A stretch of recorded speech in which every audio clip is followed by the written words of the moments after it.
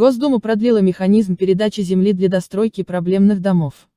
Госдума приняла в первом чтении законопроект о продлении на 2 года, до 2024 года, возможности передачи земли без торгов юрлицам для достройки домов для обманутых дольщиков, внесенный группой депутатов.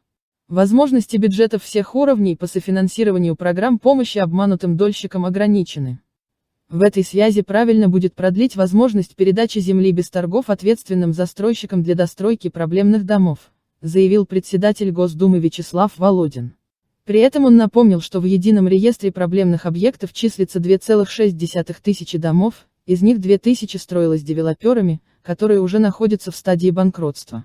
Государство последовательно решает проблемы участников долевого строительства, однако до сих пор остаются десятки тысяч пострадавших от недобросовестных застройщиков, заметил спикер Госдумы.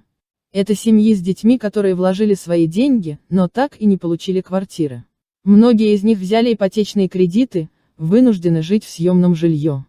Мы должны сделать все, чтобы понятие «обманутый дольщик» ушло в прошлое, считает Володин. Действующее законодательство допускает до 2022 года предоставление в аренду земельного участка, находящегося в государственной или муниципальной собственности, без проведения торгов юрлицам, которые приняли на себя обязательство завершить строительство проблемного дома и исполнить обязательства застройщика перед гражданами, деньги которых привлечены для строительства.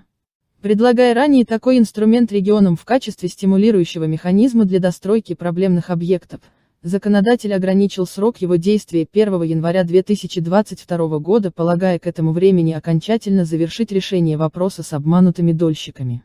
Однако в настоящее время в стране еще насчитывается около 100 тысяч таких граждан, в связи с чем правительством РФ совместно с регионами принято обязательство решить проблему обманутых дольщиков к концу 2023 года, указывают авторы законопроекта, среди которых депутаты Сергей Пахомов, «Единая Россия», Роман Лябихов, КПРФ, Владимир Кошелев, ЛДПР, и Александр Аксененко, «Справедливая Россия за правду».